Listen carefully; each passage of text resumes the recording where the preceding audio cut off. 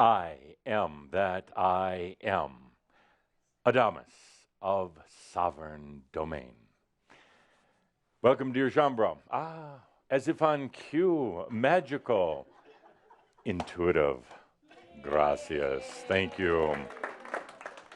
Could I get a hint of vanilla in there? Vanilla. From where? Your back pocket, the local store. It doesn't. Please don't. My dear friends, at least you can smile and laugh. Now, I'm telling you the end here in the beginning, but when you can't laugh about it anymore, when you can't smile about it, it's a lost cause. It truly is. Then this whole thing of being in the midst of a true psychosis is suddenly you're trapped in the reality. It's no longer just a game. Oh, and how many of you know people who can't laugh about life? They can't. They take it so damn seriously, they can't smile and laugh and have their eyes shine. Not you, not any of you, but how many people do you know, friends and relatives? Oh, they're so trapped in this psychosis of life, and life is truly become a psychosis for so many people. I'll get to that later, but for now, welcome to our sacred gathering. And I have to ask, why is it that the word sacred is so close to the word scared? Transpose two simple letters and we have scared. Why is it that it's just as scary as it is sacred? It is scary because you're going outside of the norm. You're going outside of all the training, outside of all the rules. You're going outside of everything you're told is normal because, quite simply, you can't stand normal anymore. You can't. You know there is something more, and there is. But how to get there? How to get there? There's the big question. You know that you're in your everyday life, that you've had it. You're done with it. You know that there's something more. You're becoming so disimpassioned, so worn down, run down. I'm just feeling your energies. So sick of it all. You don't want to die, but you don't really want to live anymore. Not like that. That's why, actually, you can still laugh. You know there's more. You can joke about it because you know it's one big psychotic illusion. And it is. Oh, I'm going to piss some people off today. It might be you. Yes, intentionally. Premeditated pissing off.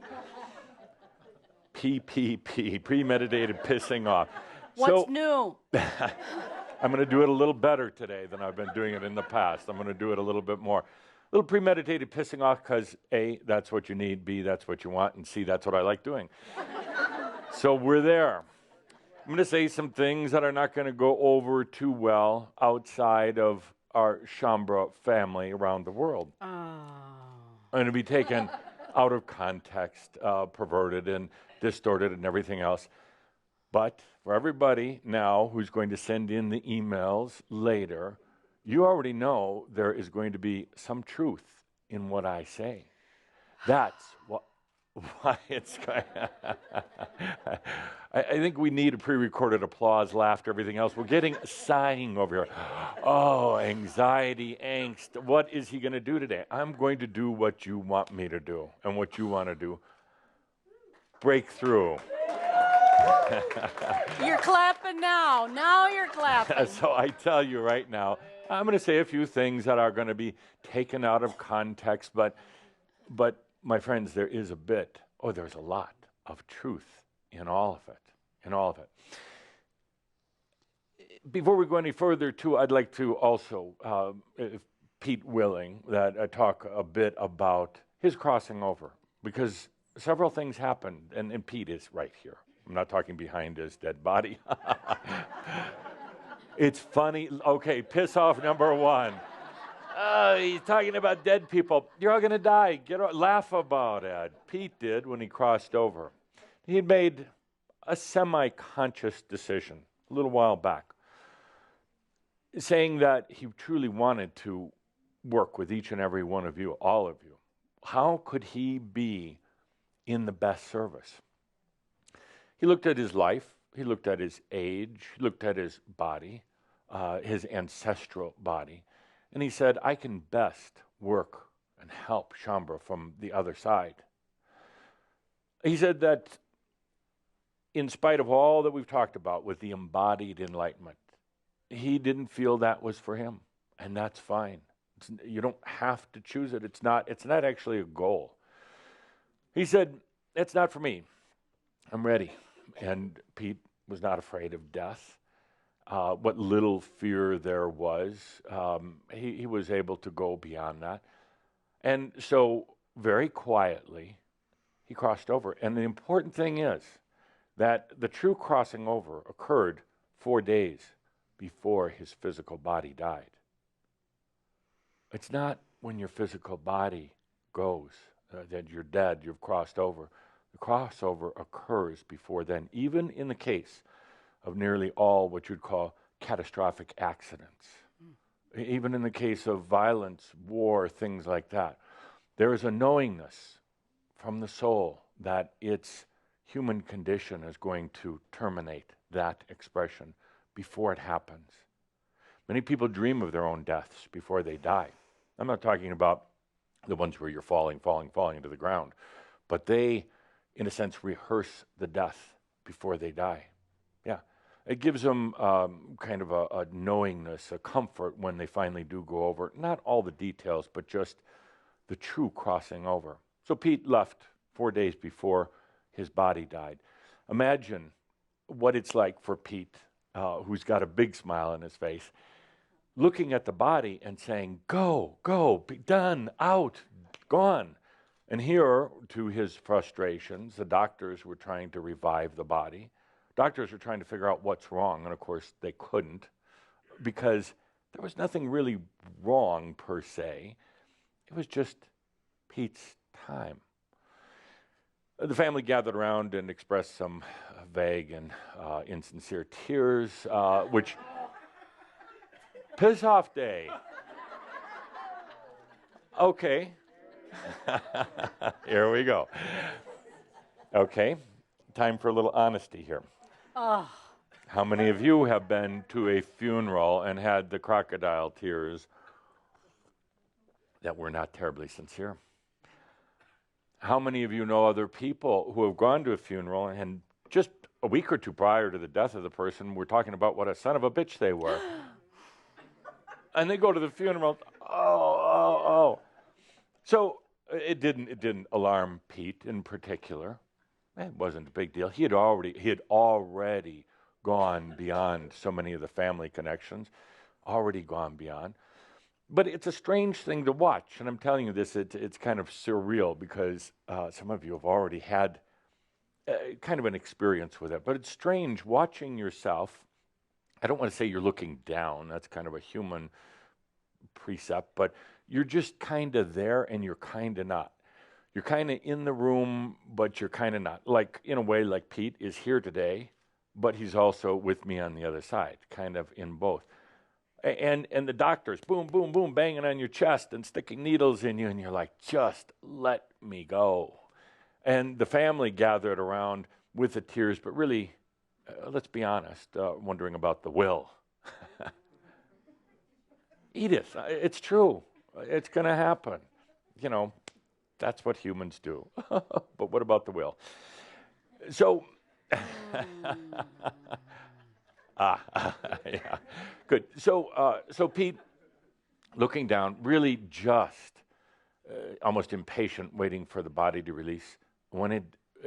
And even before it did, coming to the other side and realizing this is more of reality than that. On the other side, of course, I was there.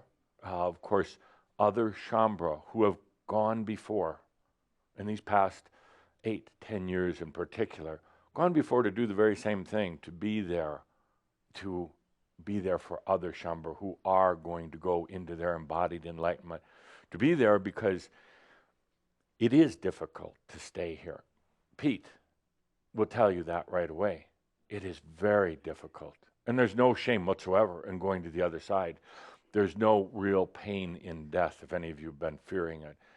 There's no bad. It's not like Pete feels incomplete at all. He feels very, very complete. And he realizes that where he is now is not about ascension. He may never come back for another lifetime. Doesn't need to. It's not about ascension. It's actually really not about enlightenment, kind of not. It's about just being in the I am. And Pete, tremendously happy right now on both sides of the veil, here to be here for each and every one of you who chooses to stay. And if you don't, there's no shame in it. Pete was tremendously relieved of the physical body. His body was a chore for him, as it is for so many of you. But more than anything, Pete was relieved of being free of so many of the limitations of the human mind. Now, the human mind does not die or leave when the being departs. And actually, even when the body dies, the physical body stops, the mind actually, the human portion of the consciousness, the human mind actually continues on for a while. It doesn't integrate right away unless a person is quite conscious. It takes a little while. Pete was surprised that even after the body died, that the mind was still there, still chattering away. And he's like, well, the body is dead. Shouldn't the thoughts stop? No, they can continue. For Pete, just a few days. For others, years, many years afterwards. For all of you, it will be easy. The mind stuff will stop right away because you're coming to understand something called consciousness. Pete had several interesting things to say, and he would like to come by the Shouds quite often, actually. But one of the things he realized, and it was quite profound, he said, live life to the fullest or leave. Absolutely live it to the fullest. And he realized on crossing over that one of the things that he did in his life was hold back. All humans do, to their various degrees. Live it to the fullest. Live it without holding back. Live it like you saw in this beautiful video. That's life. That's life. No holding back. It doesn't matter, Pete told me. It doesn't matter what other people think about you. It really doesn't, because their judgments are meaningless. And anything they think about you is based on their definition of what they think they should be and what you should be. Live life to the absolute fullest. Crazy, if that's what others call it. It doesn't matter. Irresponsible, meaning irresponsible to other people. Responsible to self, but irresponsible irregardless of other people. Live it to the fullest or leave. And he asked me to point this out today because he left. He knew he wasn't living it to his fullest, and he didn't feel physically or financially that he could. So he left and was happy that he did, happy that he didn't drag it out for another, 5, 10, 20 years. Live your life to its absolute fullest or leave. That's a tough one, because most people are going to say, well, I'll try. I'll just try, and I'll keep going. As Pete observed right away, that's pathetic.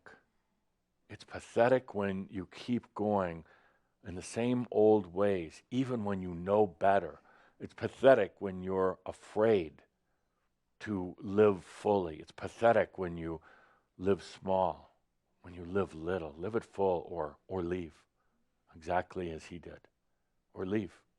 Because ultimately, you're only frustrating yourself. Ultimately, you're basically, in a way, really judging yourself when you're living falsely, when you're living small. And that's where the scared and sacred comes in. What you're doing is sacred. It really is. But it's scary. And that's the thing maybe you weren't expecting when you got into all of this. It's scary because your body feels different at times. You wonder what's happening to it. And for Shambhala in particular, about 99% of what's happening to your body are adjustments into a higher state of consciousness. Not that you're sick, or you'll get sick, but it's a type of releasing and cleansing. And I know it feels awful. You feel like sometimes you're going to die. You get going in your mind, what's wrong with me? What have I done wrong? Nothing. It's an adjustment. And if you do depart, your body gives out on you. The only thing that's going to happen is you're going to die. And you're going to die anyway. So let's laugh about that. A tough group. When you can laugh about death, really your problems are over with. But it's scary because even beyond the physical death, it's scarier what's going on up here. The body is actually easier to deal with than what's going on up here. And things start changing and they get weird and it's disorienting and it's frightening and you're wondering if you're doing the right thing you feel like you're actually getting paranoid. You're really not, but you feel like you are, and you feel like all your thoughts are crazy. None of the organization in the mind, the controls, none of the old tricks work anymore. And then it feels desperate. It feels very desperate. What are you going to do? Of course, what you try to do is to go backwards, go back to what you were doing before. And you know it doesn't work. You know it doesn't work. Then you feel like you're in this dark abyss, a void with nothing. And you are. That's a tough spot to be in.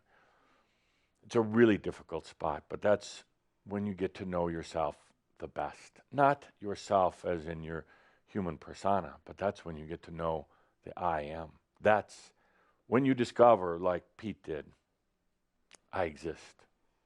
Even in this nothingness, I exist. That's it. So, sacred, yes. Scary, very, very. And the interesting thing is, you are a tough group because you keep asking for more. And you keep laughing. Two of you laughed. You keep asking for more. It's a tough one, my friends, but we're gonna have a little talk in a couple of months. I think I mentioned in a few shouts back that February 14th, we're going to talk and say, where are we?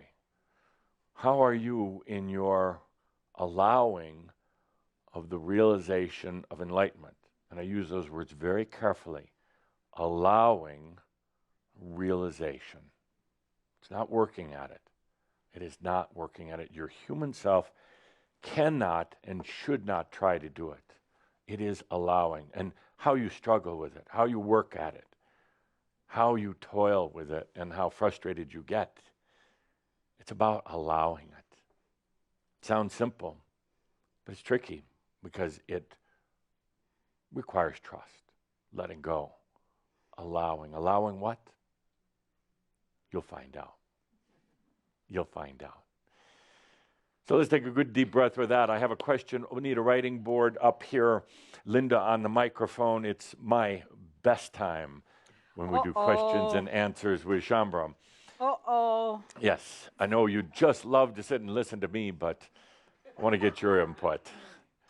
So a good deep breath. The question is, as Linda's prepared with the microphone, and I asked for no macchio answers here. By the way, that's one of the other things Pete mentioned as soon as he crossed over was, I had a lot of macchio. And it's like, really, Pete?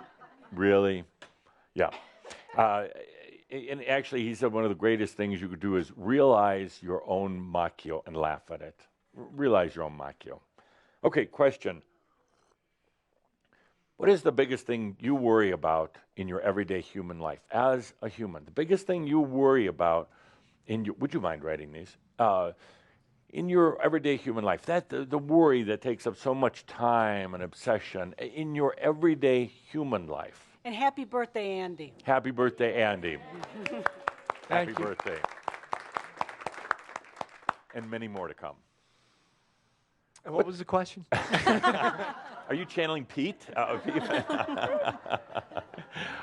What do you worry about the most? As your human self, everyday life, what do you worry about the most? I unfortunately worry about the well-being of others, and I'm coming to the realization I need to concern myself with myself. Okay, worrying about others. Well, and how much of your time do you spend worrying about others? Half or more. Ooh, ouch. There goes another good life, worrying about others. Yeah. Yeah. Houston, we have a problem. Okay, good. Just give me your gut feel. Why do you do this? I felt I had to save the world. From what? It's turning out I need to save it from me. Good. I'm going to give you a little help on this one. A lot of time spent worrying about others. Great distraction for yourself. I'm going to worry about the world. For what? I don't know. I'm going to worry about the world so I can distract myself from me. Ooh, it's actually a brilliant, creative distraction. How much have you helped the world by all the worrying? Not a bit. You're right. How much have you hindered it? I think there's maybe been some times I may have done that. No, No, it has no, no thank effect whatsoever. Thank you. Yes, yes. Get rid of the guilt at least, right? Yeah. Well, guilt, or one would say, geez, that was a lot of time and it went nowhere. So it could be a guilt in that. Yeah, okay. Yeah. Great. Well, but let's say, what is the one little thing you allow yourself to obsess with about yourself? What do you worry about when you take that little bit of time to worry about you? What do you worry about? My joy in the future. Okay. And by doing that, of course, I eliminate it in the present. Duh. I'm learning. No, I'm learning. It's kind of fun. Yeah. When you realize it, when you can laugh at it, it's kind of fun. It's like, oh, man, look what I'm doing, worrying about the joy in the future, so I have none now. Future never comes. I have no joy. I'll worry about other people instead. Wow. Very well, yeah. Yeah. No, and once you realize it, it's actually a lot of fun because suddenly you're not caught in it anymore. Yeah. Then it's just a game. And then things start happening. They do. Good. Happy birthday. Thank you. Yeah. Good. Next, what do you worry about the most in your everyday human life? What do you worry about the most? And by the way, we're going to end with Pete. He wants to share his insights. You die and suddenly you're a philosopher, He's laughing. Go ahead. What do you worry about the most? Can I have 2 answers? You can have 8 if you want, and it's barely covering. Health and money. Health and money. Oh, good, good. How much of your time do you spend worrying about your health? Pretty good amount. How much money are you spending on A things? lot. Now we got a money problem. Funny how this works out, health and money. What's really going on here? I'm distracting myself Yeah, yeah. From why? because it's scary. Your health or the distraction? Living, Yeah, going it through is. this process. Yeah. I got to ask you about what do you worry about your health? I mean, what about your health would cause you to worry? Are you sick? No.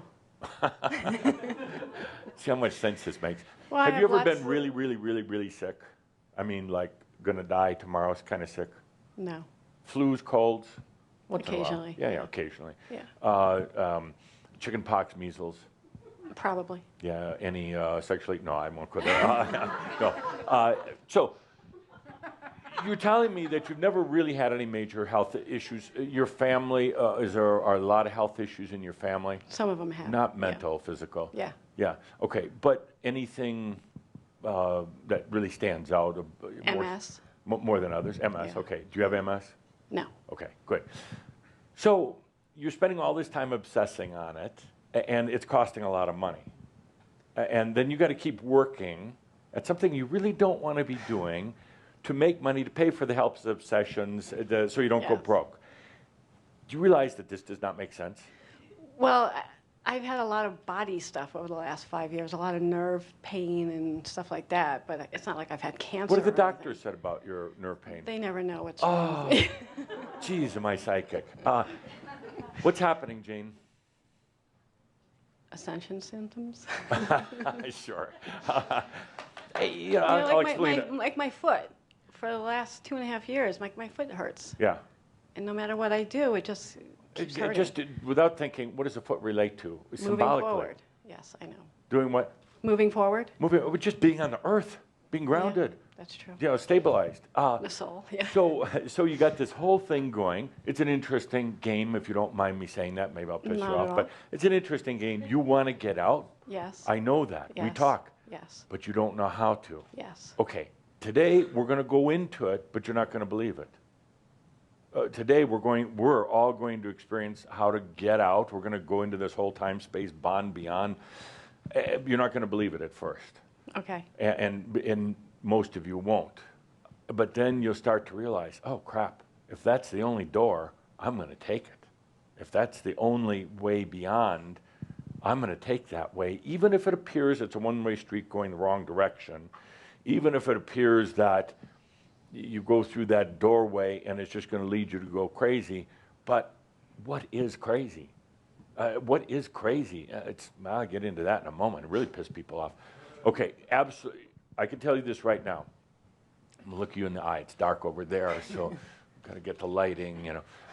There is nothing physically wrong with you. Just a few minor weird imbalances, but they're the kind that adjust themselves. There's How? nothing. Pardon? How do they adjust themselves? You let them. You'll allow the body to adjust. It does. The body is smarter than the mind. The body is smarter than the mind. So you just allow. There's always things going wrong with one's body from the day they're born till the day they die. There's something in the process of being adjusted. There's chemical levels, electromagnetic levels. There's imbalances between the organs. You shut up. You let them get back in balance, and they do. They do automatically. It's the beauty of the body. But you got to be able to allow, and that's frightening because it's like, well, if you're not, watching over all of it, what could go wrong? Well, actually, it's only when you are watching over it that things go wrong and you go broke and you take all these, every time, one of these piss-off statements, every time you take supplements, every time you go to get obsessed with an external therapy other than some body work, which you all need, so massage, your kind of work. Other than that, every time you do this, you take the pills, you go to these weird therapies, you drink crystal water and all the rest of this crap, you're telling your body you don't trust it. And the body is so good, so smart, it'll say, okay, I'll play along with you. And I will go out of balance because I love you. And this appears to be what you want.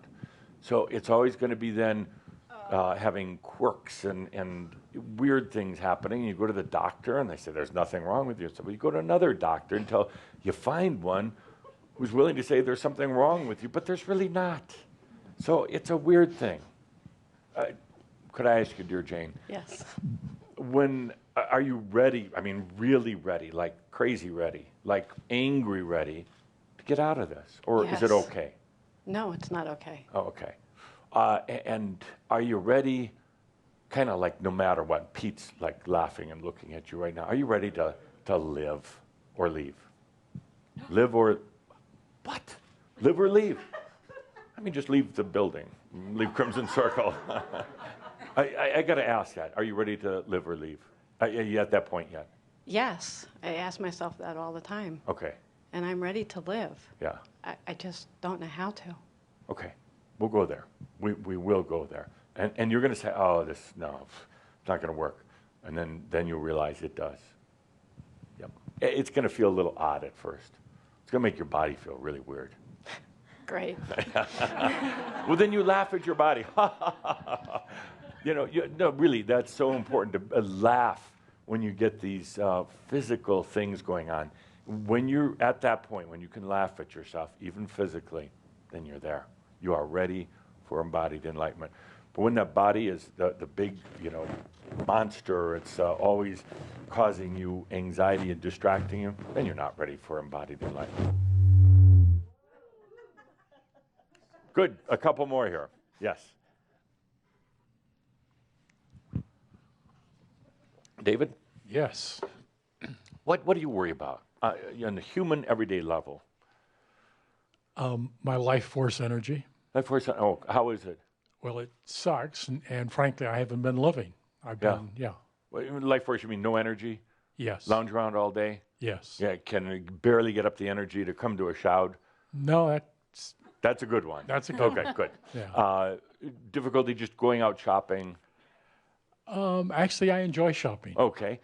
Difficulty in going out for a good meal at a good restaurant? I enjoy going out. Well, geez, what's the problem here?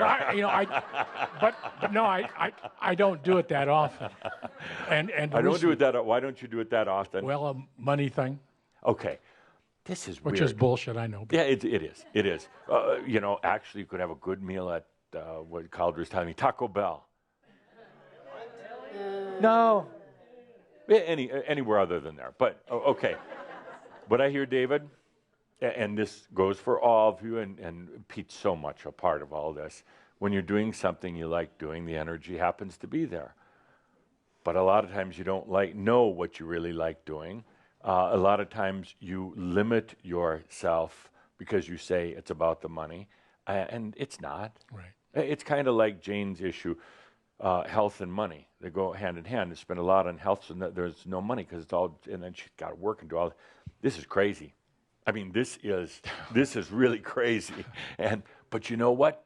Every day, billions of people, like approximately 6 billion, around the world get up and do just what we're talking about.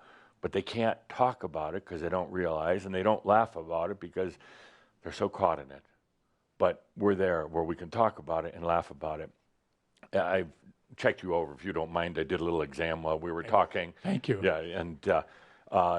Oh! What? It was an energy exam, and it was... Jeez! You didn't mind a little non-intrusive energy exam. Your energy level is fine.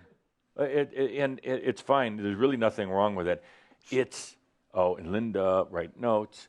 It's the passion. It's the passion. And for so many of you, it's like you're caught in that middle zone, living a life that kind of sucks, living an inhumane life, and wondering why your body's hurting, where your energy is, and why you're broke. My friends, this doesn't make sense. None at all. And you know it, and I know it. You can laugh about it, and it's kind of No more. Kind of funny, and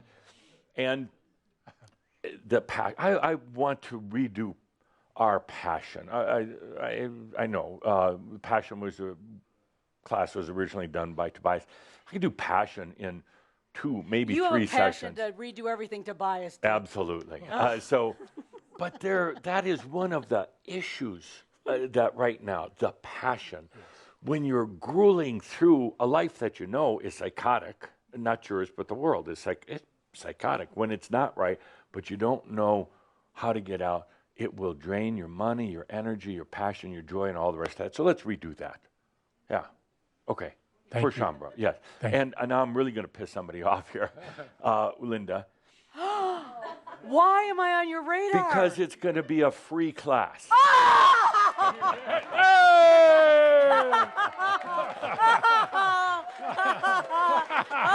Yeah, all right. Okay. Oh, we got nothing better to do. Let's Got do nothing it. better to do. Let's do it.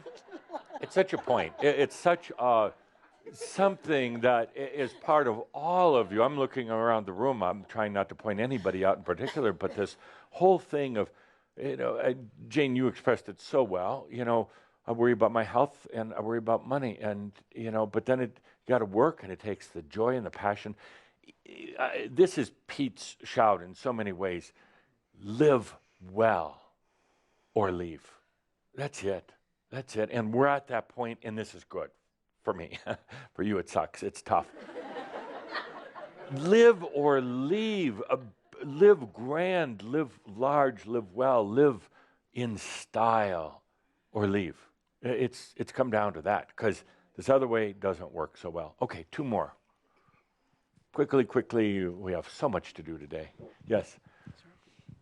Gotcha, didn't we? Yep. You thought you were going to hide back there. All right, let's see. Yeah. I'm not allowed to use my macchio, right? Yeah, no. Okay.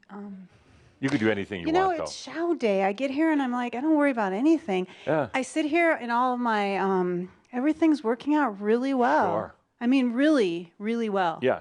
So, Like, but then, like before you got here or when you got here? No, on show day, I realize how great everything is. We should do this more often then. Yeah, every day. Every single day. No, I'm serious, because I sit here and you ask the question, it's like, I'm not worried about a damn thing. Everything's freaking awesome. And yet, that's not always true. Okay, tell me the things But then. it's kind of embarrassing, and I don't really want to talk about it. How could anybody be embarrassed among Shambhala watching from all over the world? It's a little Let me put it embarrassing. another way.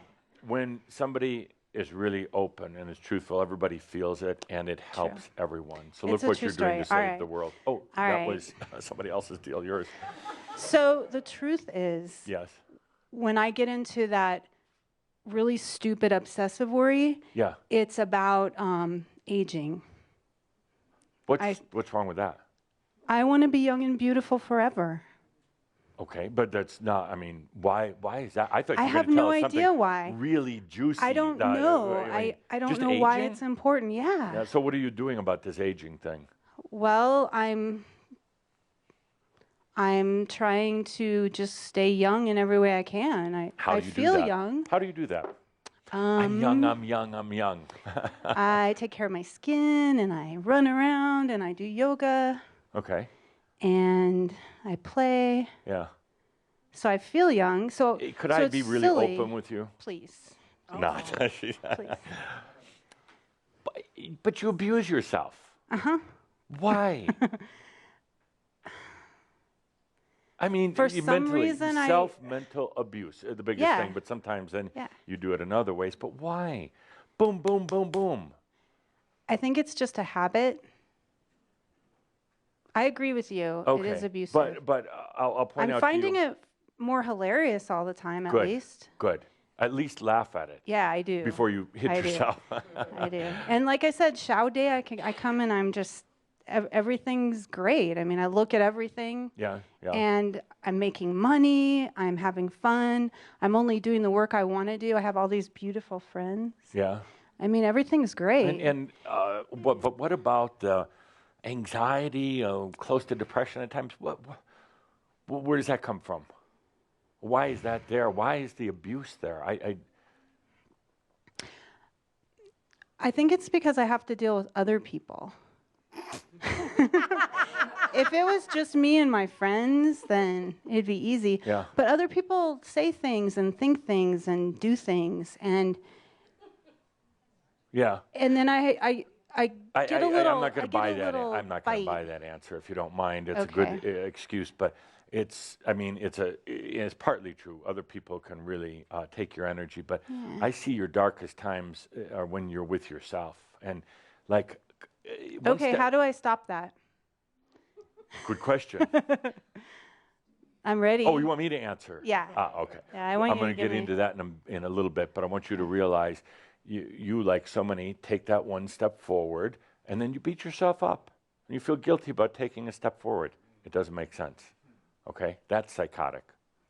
Good. Thank you. And thank you for your openness. Thanks. One more, and then Pete. One more. Yes. Okay. Are we getting all these good aging? So it's really not about aging. There's a lot of other things. Yes. Yes. What do I worry about? Yes. How I'm receiving and how I'm being received a lot. Very good. Yeah. Excellent. And go ahead. Well, I relate to how that finished, of taking a step forward and finding anxiety with that. Yeah. And then beating myself up a bit about it. Yeah. And Relates to the same ultimately, thing. it's really in a way about how you're receiving yourself Yeah. as seen through the eyes of others. Yeah, yeah. Yeah. And how are you doing on that? Lately, not well. Good. Good. I Yeah. mean that. And why? Why isn't that working out so well? If you had to say how other people would define you, Yeah. what words would you use? How other people define me? Yeah, yeah. Independent. Yeah, that's a bad one. That damn independent guy. Well, What else? intelligent. Guy thinks he's so smart. Yeah, I mean, you're mimicking the process and how that I use it against myself. I guess, right? Absolutely. Yeah. Yeah. And what else? Funny? Funny. They use that as a negative? No, I'm not saying they're negative things. Okay. How they perceive you. Okay. Yeah, Funny. That was the Are question. you funny? Right? I laugh at myself sometimes. Go ahead. Yeah, yeah. What else? There's one other one in here. How you think people perceive you? A bit ridiculous, maybe. Ridiculous? Yeah. Or insensitive. Yeah. Yeah. Insensitive or maybe unrealistic. Yeah, yeah. Yeah, unrealistic. And what kind of line of work are you in, my friend? Right now, I'm in consulting, sales, dealing with clients about their dreams. There you go. Thank you. know. So, but this ties in so perfectly.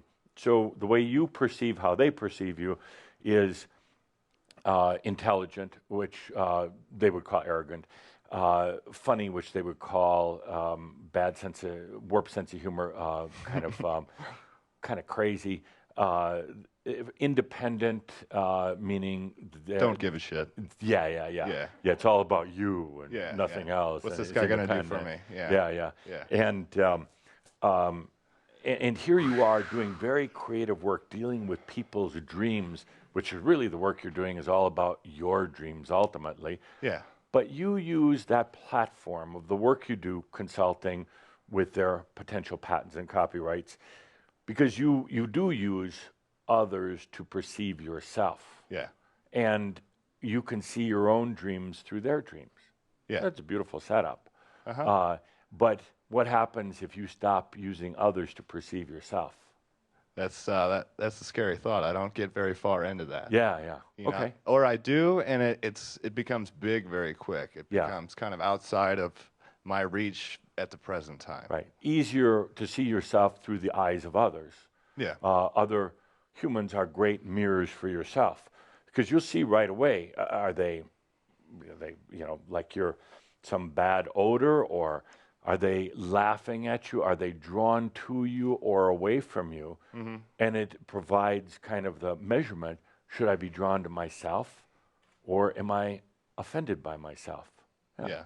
It's very common. Thank you. Thank you. And Pete, finally, would you hand the microphone to Pete?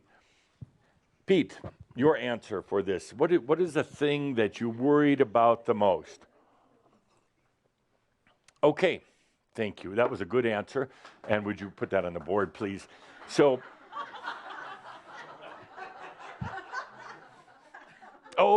Pete's saying maybe I should say this out loud. You couldn't hear Pete? A little louder, Pete. Yeah, that's not working, Pete. Pete's answer is that he worried the most about whether he was doing it right. That was his biggest worry. Am I doing it right? In the eyes of other people, or how you see yourself through other people. Am I doing it right in terms of, am I controlling myself enough, to keep my health and my finances? In terms of, am I doing it right? Or also, what am I doing wrong? My energy level's low. What am I doing wrong? And then you try to think your way into all this, and it doesn't work. It does not work. And that's what Pete means when he says, live well or leave. That's it.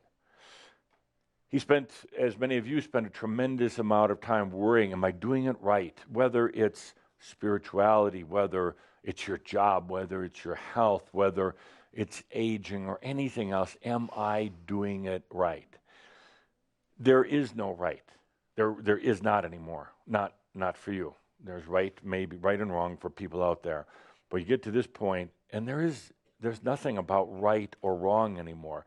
It's a very difficult thing because your mind will scream out. Your mind will almost insist because it's used to judgment-based life, right and wrong. You get to this point, and it's a very frustrating one. You want to do it right, or you want to you want to do so many things right. You want this thing called enlightenment or embodied realization because you know it's there, but you don't know if you're doing it right or not. And then there's that desperate attempt by the human to try to do it right. It cannot. And I want you to remember that point until it's so realized within you. It cannot. That human cannot at all. Most people spend their whole life trying to make their little human life better.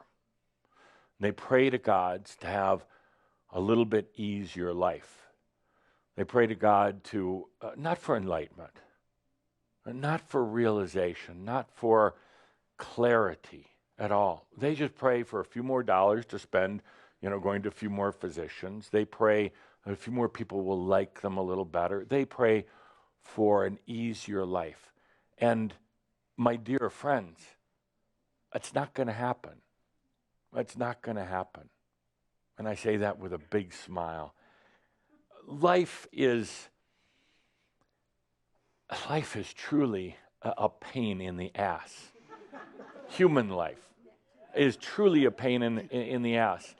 And this is now when I launch into my, I'm going to piss a lot of people off, tirade. Human life is inhumane. It is. Life and humans have gotten to the point of being pathetic. Pathetic. Really sad. And Pete, if anybody is nodding his head and saying yes, because he realized he's a fresh one. He just crossed over. And he realizes that there's all this talk. Oh, we should love life. We should love other people.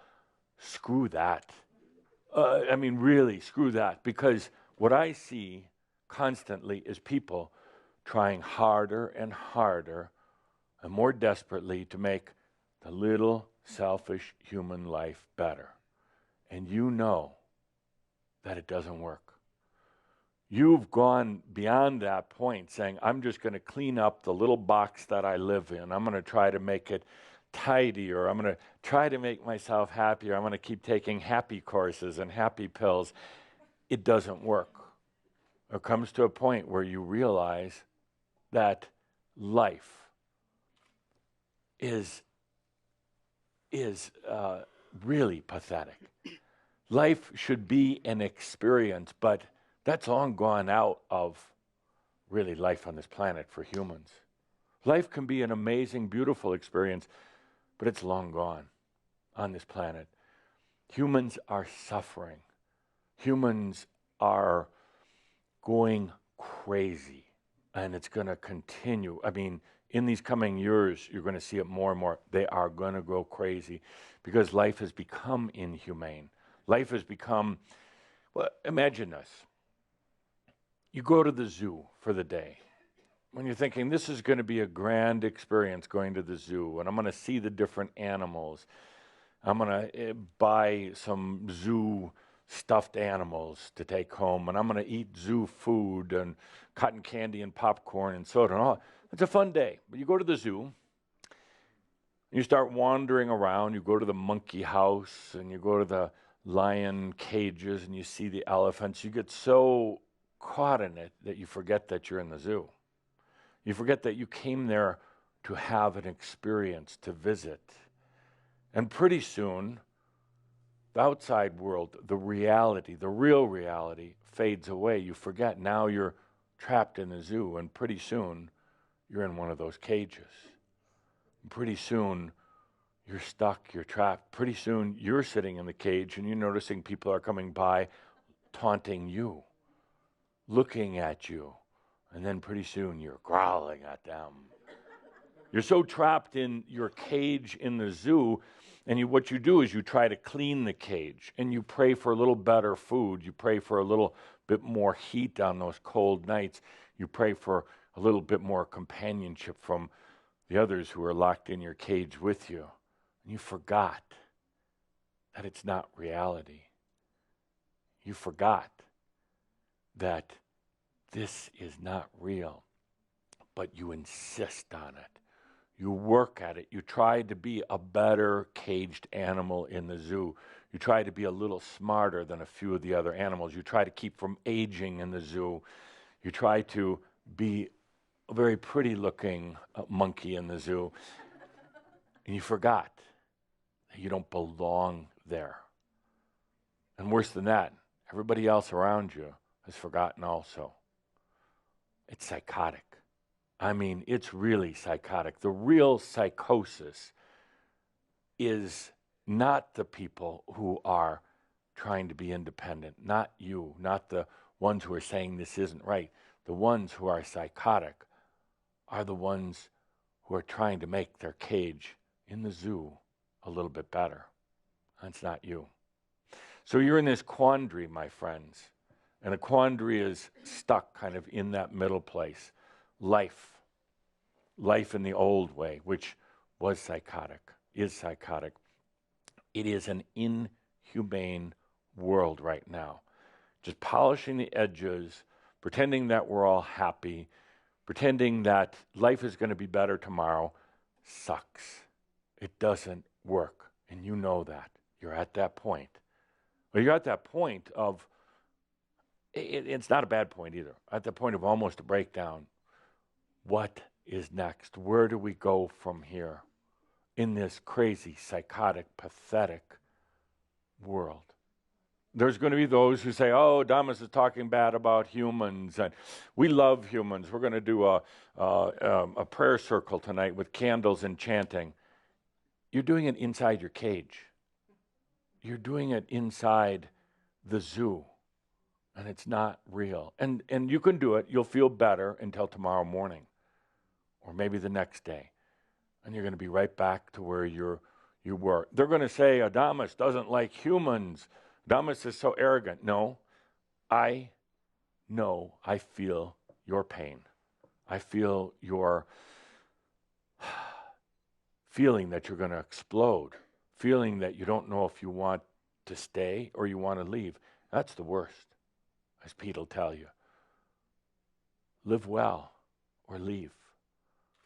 Otherwise, you're going to drive yourself crazy. Not just mentally human crazy. That'll eventually go away. But soul crazy. I mean, deep crazy. You don't want that. Like what I like to refer to as red lion crazy. And there's no need for it at all. This world is psychotic. I'm not talking bad about humans, people. Humans are fine, but they believe in this stuff. They believe in love. They talk about love. And what I see from so many is neediness. They talk about charity. And what I see from so many is guilt. They talk about happiness. And all I see is the carrot in front of the horse, getting them through another day. They talk about their religions and their gods, but all I see is control. And they talk about progress, and all I see is distraction. They talk about doing the right thing for the good of all, and all I see is they're trying to get more for themselves. Am I a bit jaded about humans? No, I love humans. I was one. I say I was because I've been there. And I still am. I still relate to it. I still shine my humanness where I go. But I've also gotten out of the zoo. Took 100,000 years. Did I ever tell you the story? Do tell, please. One of these days, the movie that David's always wanted to do, the movie Saint-Germain and his 100,000-year crystal. It'd be a great movie. And who's going to star in it? Somebody at Culture saying, Robert Downey Jr., yes. So 100,000 years just sitting in a crystal. That's the movie. And then one day, oh, I got myself in here. I can get myself out. And that's a movie. It takes about 5 minutes to do, that's Yes, I am a bit jaded right now about humanity because it has gotten so stuck. Communications has, in one way, kind of helped with people's freedom and independence. But you know what happened? With all the great technology, communications, global, connectivity, and all the rest of that, humans enjoyed a brief moment of a little bit more freedom and then took that very technology and those communications and everything else and immersed more deeply into their cage in the zoo. They used that very thing that could have provided liberation and the more freedom for this world, and they have now used it for even more psychosis, getting stuck. You're in a funny place. Funny that you're right in the midst of it. You've got that gravity pulling at you every day and every moment, and yet you know it's not real. You know there's something more. You're interesting because as tough as things have been, you still want more, and you're going to insist on it, which is why I love you. You're going to insist on it until you're out of it, until you've walked out of the cage and the zoo and can laugh at it. And then, once that happens, my friends, the things that you worry about here, once you go beyond, you get out of the zoo, you stand outside of the gates and you laugh at it. You realize it was just an experience. You get out, then at that point, then you can walk back in any time and you'll never get stuck again. You'll never get drawn into it by the gravity of the zoo and the cage and everything else again. Never. That's when, my dear, the aging stops in a way. Because you're timeless at that point. But you can't think your way through it from the pathetic human standpoint, the selfish human. You can't overcome your health or your financial problems from within them. You cannot. And that is my point today. I've said it before. If you tuned in, try to get something new. I'm going to keep saying it in different ways until you get that big aha. The health problems, the focus on health is psychotic in itself, neurotic, both. And there's no blame in it at all, whatsoever. And you're not going to fix it. It will get worse. It'll get worse, as with all the other things, because you keep immersing deeper and deeper. The gravity has got you right by the legs, and it's dragging you down in. You're not going to get there through your humanness. So once you realize that, once you're ready to let go, once you realize this is one great big crazy world, and you're not going to fit in, you're not going to stop your aging or stop your health problems or stop any of those other things from within the cage in the zoo. You're just not. Once you realize that, then all of these things suddenly clear up on their own. Not because you're working on your health or because you're working on your aging or your money or anything else, because you've gone beyond. You've walked beyond all of that. Then they balance. Then you never worry about health again, or if you do it in a fun way, in a way where it's just now a game, but then you get tired of the game and you move on to something else. I'm upset about the world right now because I know what it can be. I know what an experience it can be. I'm upset because I see the gravity. I see the mass consciousness dragging people deeper and deeper and deeper within. And what do? They take pills. They take all sorts of therapies. They kill each other. They war. This is a planet that continues to be at war, they're thieves, they're robbers, they're warriors. And I know some of you are already writing your emails. Адамус is saying all these bad things about humans. Am I lying? Am I making it up? I don't think so.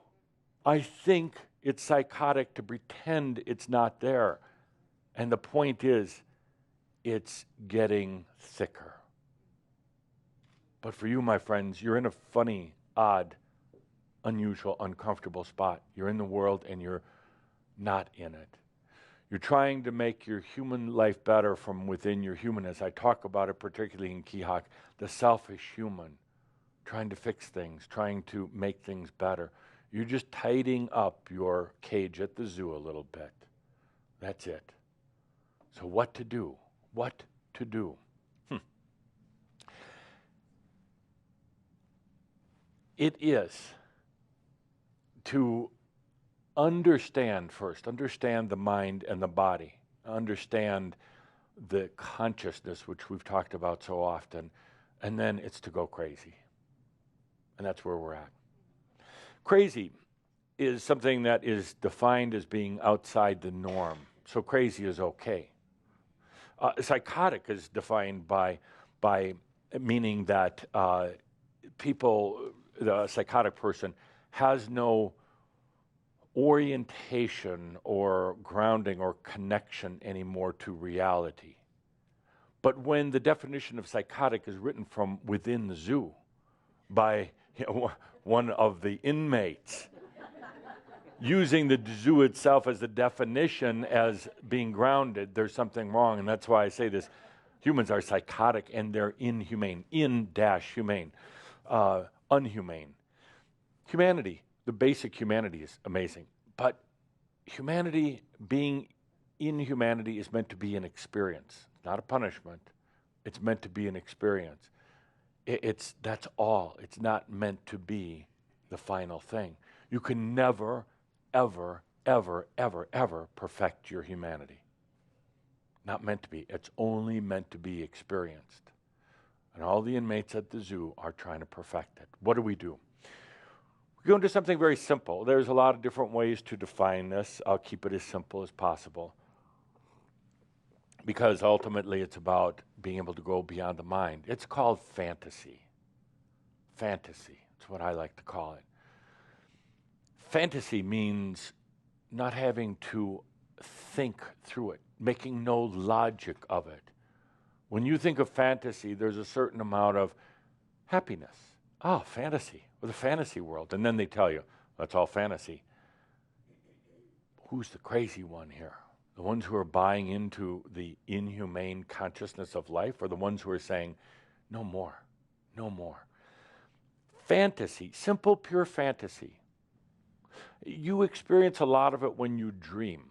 Dreaming is kind of an interesting state of being because dreams are not derived from a place of time and space. Dreams don't have the regular gravity that your human life, the normal pull that your human life does. When you dream, especially those of you who remember your dreams, you realize my mind, my human mind, could not have made that up. Where is this coming from? Because the mind could not have made it up. You're kind of half fantasy, but the mind is interpreting it on its levels that it can understand, its symbols that it can understand. But when you dream, you kind of let go. Not fully, but kind of. So in a way, dreaming is like a fantasy, but there's even a grander fantasy, a grander release, and that is what I'd like to do today. We'll get the music ready in just a moment. Fantasies are interesting. Children love them because children are still pretty, used to be that children would stay open until they're 8, 9 years old. Now, 2 or 3. They're getting They're getting turned into the zoo. They're getting very mental. They're getting very programmed. Here you are, certainly not young children anymore, and going into fantasy. And the mind is going to say to you, when you allow yourself to do this, oh, I'm making this up, or this is just fantasy, or I don't have any control, or this isn't going to make a difference in my life. Not true at all. Fantasy is going beyond logic, going beyond the conventional controls of the mind. Fantasy is not things that are made up. You cannot make up anything, because anything that you are conscious of is real. Anything you are conscious of. You can't make something up. You can't. You can mentally guide and direct your thoughts in that, but anything that comes, it's not made up. It's very, very real. So it's been a question for so long, how do we go beyond? How do we walk on? We'll start with fantasy. Now, here's going to be the challenge. Play some music in just a moment. Your mind is going to be chattering. And that's okay. Don't try to stop it. You're going to be wondering if you're doing it right. You cannot do it wrong. You could be wondering if you're good at fantasizing. There's no good or bad. You wonder about your own definition of fantasy. There is none. Fantasy means just going beyond. We're not eliminating the mind or regular thoughts. We're just experiencing going beyond. So experiential, I don't want you to try to force anything. Nothing. That's going to feel uncomfortable. We're going to work with fantasy. We're going to work with this openness. And you are going to feel crazy. Just like I said before, sacred and scared are very closely related. You're going to feel uncomfortable. You're going to feel like, oh, this isn't for me. This is child's play. This is, we're making this up. I want you to take a deep breath. I want you to stop for a moment. What other door do you have? What other door do you have to get beyond a very limited and now turning inhumane world? What other door do you have for going beyond? Fantasy is right here. It's available, and it's that passageway out of the zoo. It's going to cause you to wonder what's going to happen. In a way, it was safer in the zoo because all the animals were caged. What happens out here? I'll give you one small clue. You've been there before. It's actually your real home out there, not in the zoo. It's not really an unknown world. It just hasn't been terribly conscious lately. Lately meaning like the last 5 million years. You just haven't been real familiar with it. So let's take a good deep breath. Let's have the house lights down. Fantasy. Turn the heat up 1 degree. We're freezing out our attendees here today. We're going to cause them to leave before their good time. Let's take a good deep breath and relax. Yeah, put your jackets on. Okay, we got the heat up. Joe, let's just turn the AC off altogether. We don't like the noise. Okay. Got to be comfortable to be able to be in fantasy. And by the way, a few of you, I didn't say sexual fantasy. I just said fantasies. God, there's always a couple. Always a couple. Sorry, Sarge. Sorry. Let's take a good deep breath and let's have some music here. And just relax. Relax. You know, there's a world out there. It's always been out there. That's beyond just thought. That's beyond the routines and the worries of life. There's what they call fantasy, but it's actually reality. I like saying fantasy because it gives you permission to get out of your mind. And maybe to you, fantasy means unicorns and elves, gnomes. That's part of it. They're real. They actually are very, very real. Fantasy can be science fantasy, kind of like science fiction. Science fantasy, when we talk about time, space moving through you. Most people would say that's fantasy, that's all just making it up, but it's not. And the thing I love is that you know, intuitively know that it's real. Fantasy is where you can expand yourself. Not yourself meaning just more human self, but your I am self. You realize how hard it's been for the I am consciousness of you to have been locked in that cage in the zoo for so long. I couldn't tolerate it anymore. I just couldn't. All that gnawing at you, all that irritation, all that impatience and the angst, that was a good thing. That was a good thing, believe it or not. All the health issues and the wealth issues and everything else, because it kept you from immersing deeper into that little smelly cage in the zoo. It was you, it was the I am saying, this isn't right. This isn't right, there's more. It kept you from going into more and more and more lifetimes of limitation, of mass consciousness, of being a caged animal, of being in an inhumane world. In a way, all of that was a blessing. There are others who are so asleep, so content with their cage, but not you. Say, there's more. There's got to be more. And there is.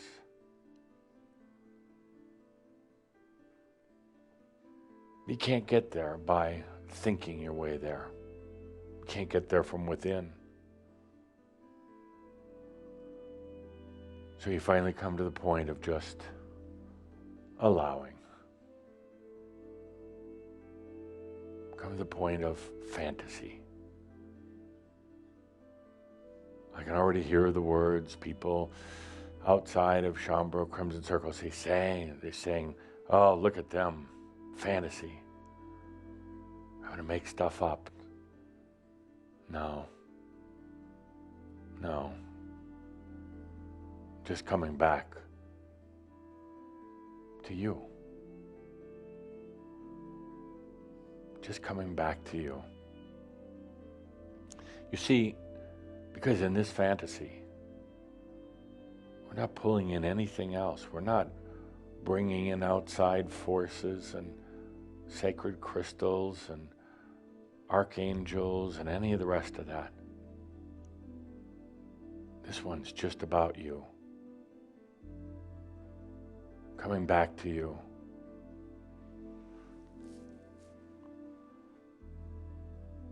You've gone out searching. And what you found was yourself.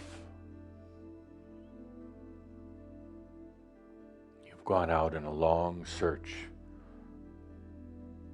trying to find answers to the meaning of life, answers to creation, answers to the problems. And what you found was yourself.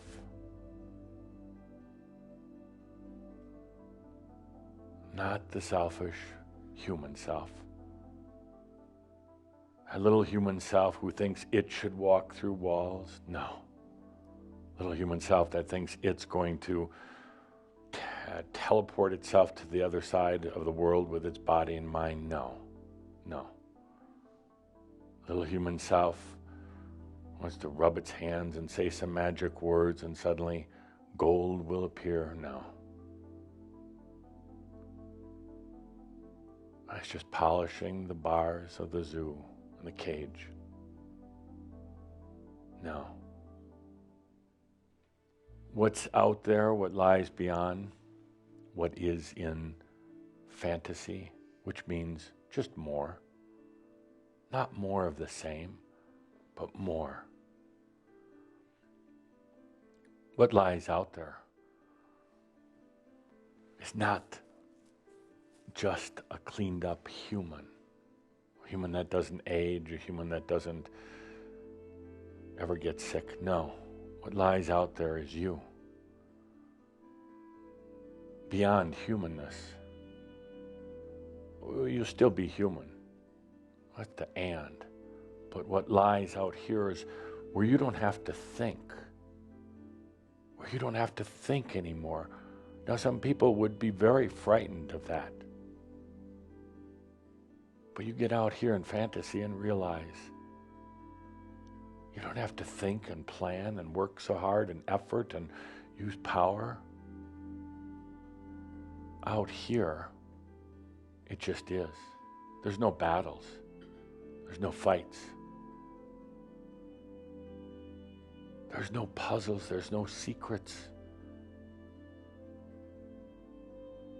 There's no complexity of the mind.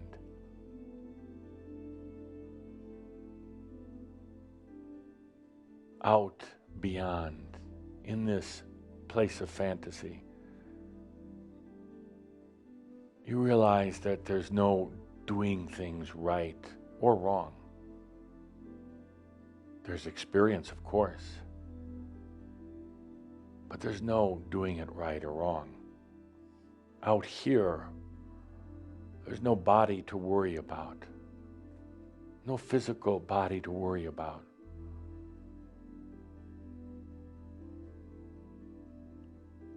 Out here, it is so creative, so brilliantly creative. Whatever comes from your heart, it then comes to be. That's creativity. Consciousness shining upon the screen of bond, calling forth all the energies so that you can experience yourself.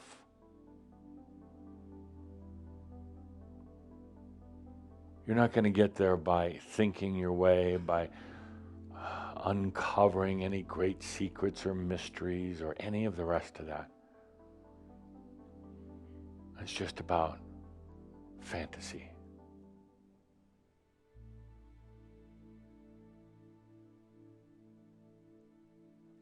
You are going to be challenged with the thoughts, well, am I just making this up? Is this just a diversion or a distraction? Is this really doing anything? Well, it's totally up to you. My job is just to show you that doorway, show you that there is a whole other world, a whole other consciousness, a whole other way of being. And all you have to do is let yourself experience it, fantasy. The human's going to say, well, what does that mean? How do I do it? Shh. Fantasy.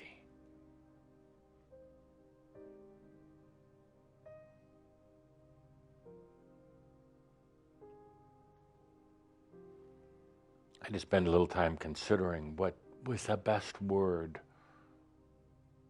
What was that doorway? And I felt into all of you. I felt into Shambhala around the world. It was kind of the one common word. The word that makes you smile. A word that, in a way, brings you back to a lot of childhood memories. Oh, some of the great fantasies that you had as a child, and they were real.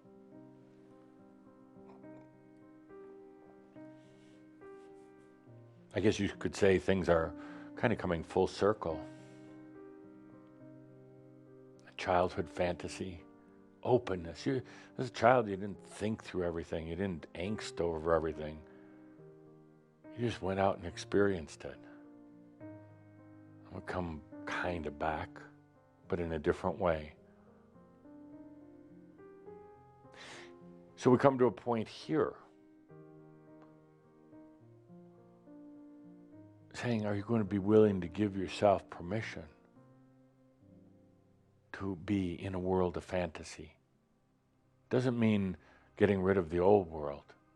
You're still going to have your human stuff. But you give yourself permission. Oh, some of you are thinking so hard right now. Are you going to give yourself permission to also be outside the zoo? And also be in fantasy. So, well, what's that going to do? What's that going to do to my thoughts? And what are others going to think of me? Will it affect my health? Will I get stuck out there? Will I love that fantasy world so much that I don't come back? Will I be delusional?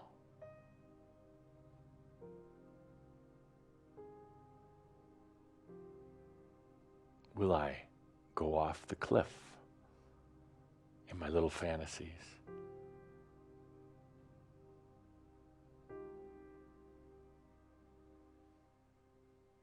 My friends, the alternative is just going back to the zoo. Having them close the gate behind you, going to your little cage, putrid little cage, having them throw some scraps of food at you every day, locking the door. That's the alternative. I don't think any of you are ready for that. Otherwise, you wouldn't be here.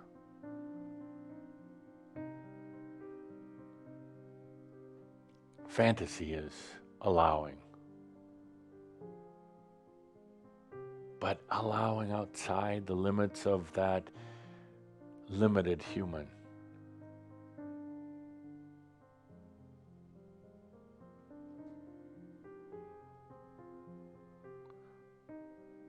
You got so good at this game of living in the zoo, so very good at it. So you're going to be challenged now with going into this fantasy, a little bit challenged what to do. You're going to try to do both, not in an and way, but you're going to like fantasize once in a while and then get pulled right back into it. The beautiful thing about Shambhala fantasy, about this doorway, is once you really let yourself experience it, you'll realize how freeing and liberating it is.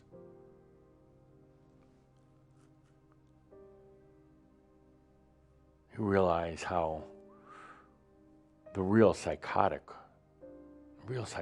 are the ones who live in the zoo and never try to escape. That's psychotic.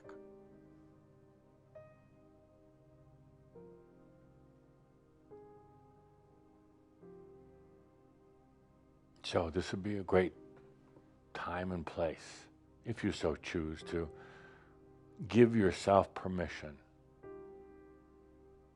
to be in fantasy as well as the regular world,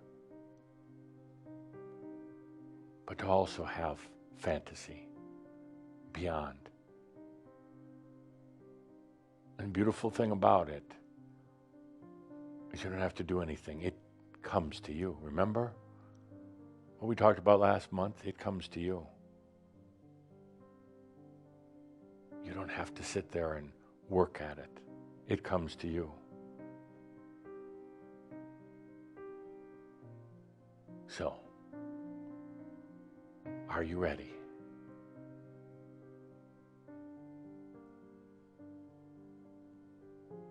Let's take a good deep breath. Good deep breath.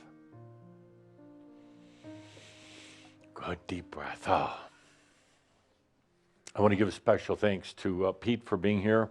He says he will be coming back to the Shouds. You don't need to save a seat for him. He'll hover.